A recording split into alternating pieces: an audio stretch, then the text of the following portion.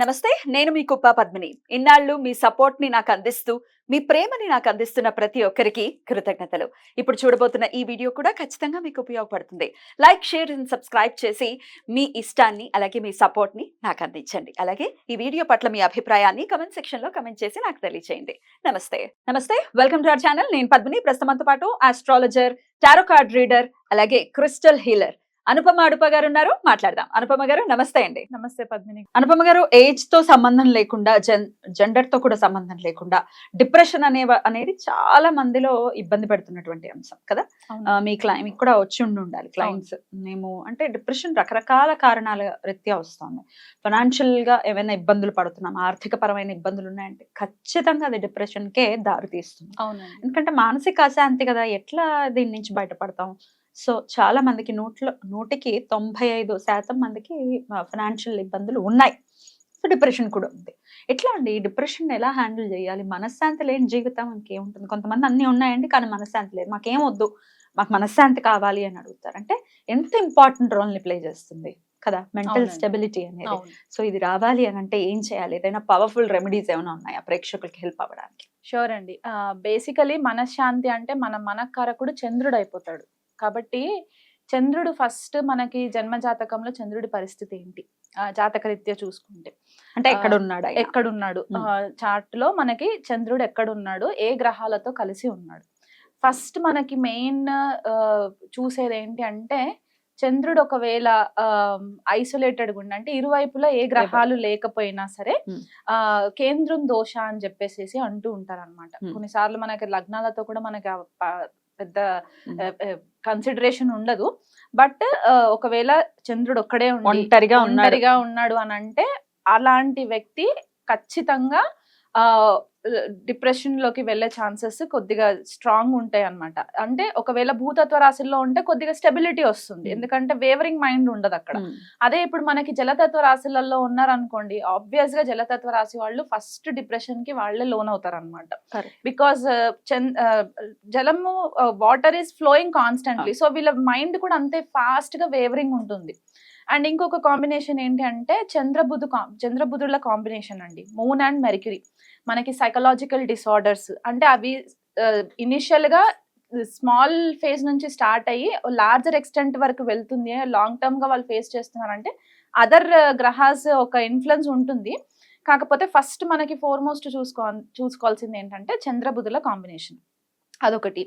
And ఇంకొకటి ఏంటి అంటే మనకి చంద్రకేతువులు పడిన, ఎందుకంటే వాళ్ళు ఏంటంటే బయటికి ఎక్స్ప్రెసివ్ ఉండరు చంద్రకేతువులు. వాళ్ళు లోపల ఇన్ఫీరియారిటీ కాంప్లెక్స్ ఎక్కువ అయిపోయి వాళ్ళకి నేను ఏదన్నా మాట్లాడితే అవతల వాళ్ళు ఎట్లా రిసీవ్ చేసుకుంటారో అని ఒక రకమైన ఫోబియాస్ లోకి వెళ్ళిపోవడం అనమాట. అదే ఇప్పుడు చంద్ర రాహుల్ అనుకోండి, ఇల్యూషన్స్ అనమాట, హాలుసినేషన్స్, లేనిది ఉన్నట్టు ఊహించేసుకొని నా ముందు ఇంకేదో తిరుగుతుంది, నాకేదో జరుగుతుంది అని. చంద్రుడు బుధ నక్షత్రాలలో ఉన్నా కూడా కొద్దిగా డేంజర్, బుధుడు బుధ నక్షత్రాలలో ఉన్నా కూడా డేంజర్. బుధ నక్షత్రాలు కొన్నిసార్లు ఎందుకంటే మ్యానిపులేటివ్ టెండెన్సీస్ వచ్చేస్తాయి అక్కడ. వీళ్ళకి ఇన్నర్ గా ఏ ప్రాబ్లం ఉందో బయటికి సరిగా చెప్పలేక కూడా ఇబ్బందులు పడడం అన్నమాట. చంద్రుడు నీచ రాశిలో పడినా అంటే వృశ్చిక రాశిలో పడినా ఆ చంద్రుడితో పాటు అక్కడ బుధుడు కనుక చేరితే కనుక అక్కడ కూడా వాళ్ళకి కొద్దిపాటిగా ఇష్యూస్ కనబడుతూ ఉంటాయి అన్నమాట. చంద్రుడు అష్టమంలో లగ్నం నుంచి అష్టమంలో పడిన వృశ్చిక రాశిలో నీచపడతాడా, మీనరాశిలో? చంద్రుడు వృశ్చిక రాశిలోనే నీచబడతాడండి, స్కార్పియోలో. మీనరాశిలో కాదు.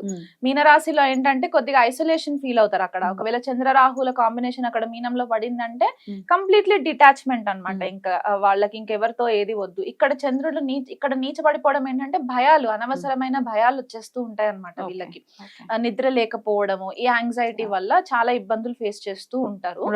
సో ఇవి కాకుండా అమావాస్య బాండ్స్, ఓకే, అమావాస్య రోజు పుట్టిన వాళ్ళు, అమావాస్య ముందు రోజు పుట్టిన వాళ్ళు, తర్వాత పుట్టిన వాళ్ళు కూడా ప్రతిపద వరకు కూడా మనకి చంద్రుడు కనపడడు ఆకాశంలో చూసుకుంటే. సో క్షీణ చంద్రుడు అయిపోతాడు అక్కడ. కాబట్టి క్షీణచంద్ర ప్రభావం ఇలాంటివి కొద్దిపాటి కన్సిడరేషన్స్ మనము చూసుకోవాలన్నమాట జన్మ జాతకంలో. ఒకవేళ చిన్న పిల్లలకి ఇట్లాంటివి ఉంటే తల్లిదండ్రులు ఫస్ట్ ఐడెంటిఫై చేసుకోవాలి. దానికి చేసుకున్న తర్వాత వాళ్ళకి దశ అంతర్దశలు వచ్చినప్పుడు ఇంకెక్కువ బీభత్సంగా చూపిస్తుంది అనమాట దాని ఎఫెక్ట్ డిప్రెషన్. అంటే అష్టమాధిపతి దశ అయ్యి అందులో చంద్రుడు కూడా ఇన్వాల్వ్మెంట్ ఉంది అని అంటే వీళ్ళు వాళ్ళ చుట్టూతో ఉన్న వ్యక్తుల వల్ల కూడా వీళ్ళు కొద్దిపాటిగా ఇష్యూస్ ఫేస్ చేయడం అనమాట. అండ్ ఇంకొకటి ఏంటి అంటే ఐసోలేషన్ ఎక్కువ ప్రిఫర్ చేస్తూ ఉంటారు, చీకట్లో ఉండడం ఎక్కువ ప్రిఫర్ చేస్తుంటారు. ఇలాంటి ఇవి ఫస్ట్ ఫిజికల్ లెవెల్లో కనబడే సిమ్టమ్స్ అన్నమాట మనకి. ఎవరితో మాట్లాడకపోవడము, చికాకు వచ్చేయడము. కేతు ఒకవేళ అష్టమంలో ఉండి చంద్రుడి వీక్షణ కూడా అక్కడ ఉంది అంటే చంద్రుడు ద్వితీయంలో ఉండి కేతు అష్టమంలో ఉంటే పరస్పర దృష్టి అక్కడ పడుతుంది కాబట్టి అదొక కాంబినేషన్స్ అవుతూ ఉంటాయి. పేరెంట్స్ చెప్తూ ఉంటారు మా పిల్లలు రూముల్లోనే ఉంటున్నారండి, బయటకు రావట్లేదు, ఏదో భయంలో ఉన్నారు, ఎంతసేపు చీకట్లో. భయం వేస్తుంది కదా ఆ పిల్లలు, ఎదిగిన పిల్లలు అలాగా అవునండి ఇబ్బంది పడుతుంది. అవును. అండ్ ఇంకొక కారణం ఏంటంటే కొద్దిగా మనం ఆస్ట్రాలజికల్ సిగ్నిఫికెన్స్ మనం కొద్దిగా సైడ్ లైన్ చేసుకుంటే కరెంట్ ఉన్న లైఫ్ స్టైల్ అండ్ ట్రెండ్స్ అండి. సోషల్ మీడియాకి వచ్చేసరికి వాళ్ళు ఎదుటి వాళ్ళని చూసి ఏదో వాలిడేషన్ కోసము వాళ్ళ పైన సెల్ఫ్ కాన్ఫిడెన్స్ లేక ఎదుటి వాళ్ళు ఏది చెప్తే అది వాళ్ళు మనసుకు తీసేసుకొని ఇబ్బందులు పడడం అన్నమాట.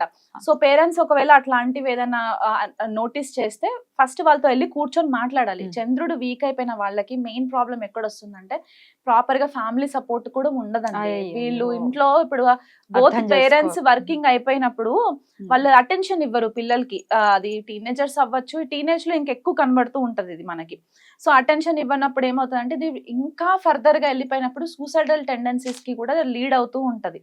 అది చాలా డేంజరస్ గా ఉంటది. కాబట్టి రెమెడీ మనం ఏం చేసుకోవచ్చు అని అంటే ఇట్లాంటి ఐడెంటిఫికేషన్స్ ఇప్పుడు నేను చెప్పిన కాంబినేషన్స్ కనుక మనం చూసుకుంటే ఫస్ట్ వాళ్ళు ఎంతైతే వెయిట్ ఉంటారో ఆ వెయిట్ కి తగ్గ రైస్ అంత వెయిట్, సే ఫర్ ఎగ్జాంపుల్ ఒకళ్ళు 50 కేజీలు ఉన్నారనుకోండి, 50 కేజీల రైస్ ని ఒక రోజు తీసుకొని ఆ రైస్ పైన ఒక మట్టి ప్రమిదలో 5 ఒత్తులేసి ఆవు నెయ్యితో దీపం పెట్టి సోమవారం రోజు స్టార్ట్ చేయాలి. సోమవారము, మంగళవారం, బుధవారము 3 రోజులు కంటిన్యూగా చేసి లలితాదేవికి పూజ చేసుకొని ఆ పర్టిక్యులర్ రైస్ ని బుధవారం రోజు ఏం చేయాలంటే వీలైతే వాళ్ళు వండి దద్దోజనం లాగా చేసి 50 కేజీల వండాలి. వండి ఆ రైస్ ని వాళ్ళు అనాథ శరణాలయాలలో లేకపోతే చిల్డ్రన్ ఆర్ఫనేజెస్ లో ఇలా వాళ్ళు ఒకవేళ డిస్ట్రిబ్యూట్ చేయాలి. ఒకవేళ వాళ్ళ చేత అవ్వట్లేదు 50 కేజీలు అవ్వదు అనుకుంటే కొంచెం కొంచెం పార్టీషన్స్ గా చేసుకోవచ్చు. 10 కేజీలు ఒకసారి 10 కేజీలు పార్టీషన్స్ గా చేసుకొని దద్దోజనం, ఎందుకంటే పెరుగు మనకి చంద్రుడే కాబట్టి అక్కడ దద్దోజనం వాళ్ళకి పంచి పెట్టడం అన్నమాట, డొనేషన్. మరి తిన్న వాళ్ళకి ఏమి ఇంపాక్ట్ ఏముండదు. అంటే మనం ఇక్కడ ఏంటంటే మూడ్ ని మనం ఎన్హాన్స్ చేయడానికి చేసే ఒక చిన్న రెమెడీ. ఒకవేళ 50 కేజీల బస్తా అంటే బస్తాలో వస్తుంది కదా, బస్తాని దేవుడి దగ్గర పెట్టేసి అది కొంచెం ఓపెన్ చేసి చేయొచ్చు, దీపం అందులో పెట్టచ్చు. కొద్దిగా పెద్ద దీపం తీసుకొని అఖండ దీపాలు అలా చేసుకోవచ్చు. అండ్ అది వీలు కుదరట్లేదు అంటే ఇది సివియర్ ఎఫ్లిక్షన్ ఉన్న వాళ్ళకి నేను చెప్పేది అనమాట. అంటే ఇంకా అన్ని మెడికేషన్స్ సైకియాట్రిస్ట్ దగ్గరికి వెళ్ళినా కూడా వర్కౌట్ అవ్వట్లేదు అని అనుకున్నప్పుడు ఈ రెమెడీ.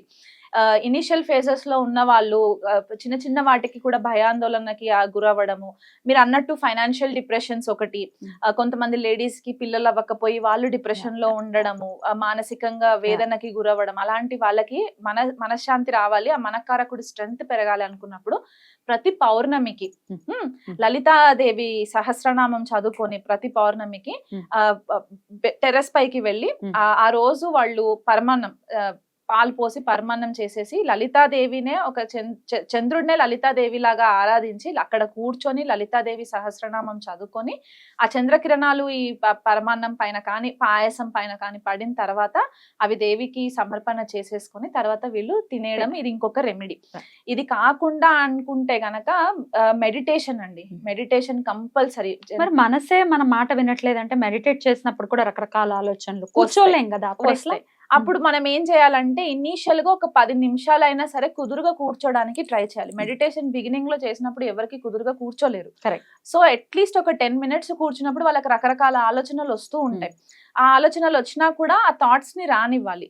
కొన్నిసార్లు ఏడుపు వస్తుంది, కొన్నిసార్లు నవ్వు వస్తుంది, ఇవన్నీ వస్తూ ఉంటాయి కాబట్టి ఆ థాట్స్ ని మెల్లిమెల్లిగా మనం ఇంటర్నల్ హీలింగ్ చేస్తున్నాం అన్నమాట. రానివ్వాలి, ఫస్ట్ ఆఫ్ రానివ్వాలి.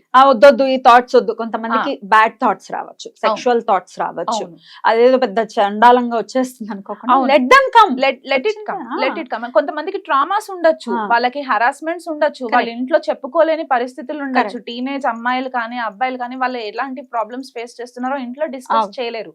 సో అలాంటప్పుడు ఏంటి అంటే థాట్స్ వచ్చినా కూడా రానివ్వాలి. అక్కడే మనకి క్లెన్జింగ్ స్టార్ట్ అవుతుంది, ఇంటర్నల్ క్లెన్జింగ్. గో విదిన్ అని చెప్పేసి అంటుంటారు అనమాట. మనము కేతుని అక్కడ యాక్టివేట్ చేయడం అనమాట. గో విదిన్ అన్నప్పుడు ఇవి ఏవి చేయడానికి కుదరట్లేదు అని అనుకుంటే సింపుల్ ఇంకొక రెమెడీ ఏంటంటే 3 అమావాస్యలు సముద్ర స్నానం చేయాలి. ఓకే, మా దగ్గర లేదండి, కాదు వెళ్ళిపోవాలి. ఖచ్చితంగా. ఎక్కడ వైజాగ్ వెళ్తారా, బందర్ వెళ్తారా, కాకినాడ వెళ్తారా, that is up to your choice. ఒకవేళ అబ్రాడ్ లో ఉన్న వాళ్ళైతే గనక బీచ్ ఎక్కడ ఉంటే అక్కడికి వెళ్ళడానికి ట్రై చేయండి. సముద్ర స్నానం చేయాలి. పొద్దున్నేనండి, సాయంకాలం చేస్తే చంద్రోదయం టైం కి సముద్ర స్నానం చేస్తే ఇంకా బెటర్.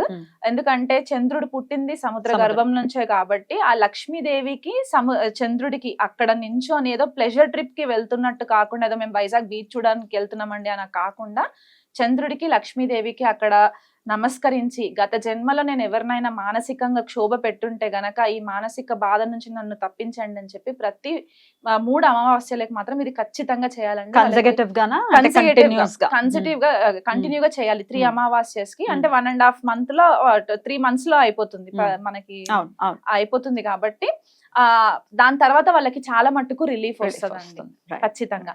ఇది కాకుండా ఇంకా అని అనుకుంటే గనక క్రిస్టల్స్ వాడుకోవచ్చు. ఏ క్రిస్టల్స్ వేసుకోవచ్చు? మూన్ స్టోన్ వేసుకోవచ్చు అండి. చంద్రుడు పాడైపోయినప్పుడు ఉంటే మూన్ స్టోన్ వేసుకోవచ్చు. ఒకవేళ లవ్ ఫెయిల్యూర్స్ వల్ల, ట్రామాస్ వల్ల ఉండి హార్ట్ బ్రేక్ అయిపోయిన సిచ్యువేషన్స్ గనక ఉంటే రోజ్ క్వార్ట్స్ వాడుకోవచ్చు.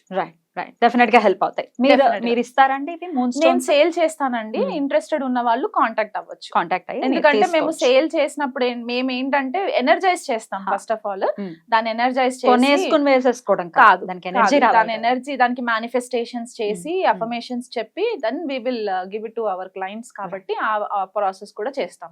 జనరలీ డిప్రెషన్ కి ఇంకొక మెయిన్ రీజన్ ఏంటి అంటే ఫుడ్ అండి. ఫుడ్ మనము చంద్రుడితో కనెక్ట్ చేస్తాము. ఈ మధ్య కాలంలో సోషల్ మీడియా ఇన్ఫ్లుయెన్సర్స్, రకరకాల యాప్స్, ప్రతి ఒక్కరి చేతిలో స్మార్ట్ ఫోన్స్ వచ్చేసాయి కాబట్టి వీళ్ళు ఫుడ్ తినేటప్పుడు మాత్రం ఫోన్ పక్కన పెట్టేసేసి తినాలండి. ఫోకస్ మొత్తం ఫుడ్ పైన ఉండాలి. ఎందుకంటే అది మనకి బాడీకి కన్జ్యూమ్ అవ్వాలి. ఆ ఎనర్జీ వచ్చేదే మనకి ఫుడ్ నుంచి. కాబట్టి ఆ డైవర్షన్, ఆ డీవియేషన్, ఫోకస్ మిస్లీడ్ అవ్వకుండా ఉండడానికి this is another important thing that I wanted. Definite గా చెయ్యాలి. ఎందుకంటే పిల్లల చేతుల్లో కూడా ఇచ్చేసి వాళ్ళ నోట్లలో కుక్కేస్తూ ఉన్నాం అంటే కాన్సన్ట్రేటెడ్ గా. వాళ్ళు ఇది వరకు చక్కగా చందమామని చూపిస్తూ అన్నం పెట్టేవాళ్ళు, ఎంత చక్కగా ఒంటికి పట్టడం. ఏమిటో అన్ని మారిపోయి జీవితాల్లో డిప్రెషన్ అనే భూతం వచ్చేసింది. డెఫినెట్ గా మార్చుకోవాలి, ప్రతి ఒక్కరూ మార్చుకోవాలి ఈ పద్ధతిని మాత్రం. రీల్స్ చూసుకోవడం, తినటం. నిన్న గడ్డి తింటున్నావా? ఎందుకంటే మనకి ఫోన్ చేతిలో పెట్టుకున్నప్పుడు మెర్క్యూరీ అండ్ రాహు యాక్టివేట్ అయిపోయి మన మైండ్ న్యూరలాజికల్ సిస్టమ్ ని ఎఫెక్ట్ చేస్తుంది. కాబట్టి చంద్రుడు ఆటోమేటిక్ గా పాడైపోతాడు. జాగ్రత్తగా ఉండాలి. జాగ్రత్తగా మంచి పాయింట్ ఇది.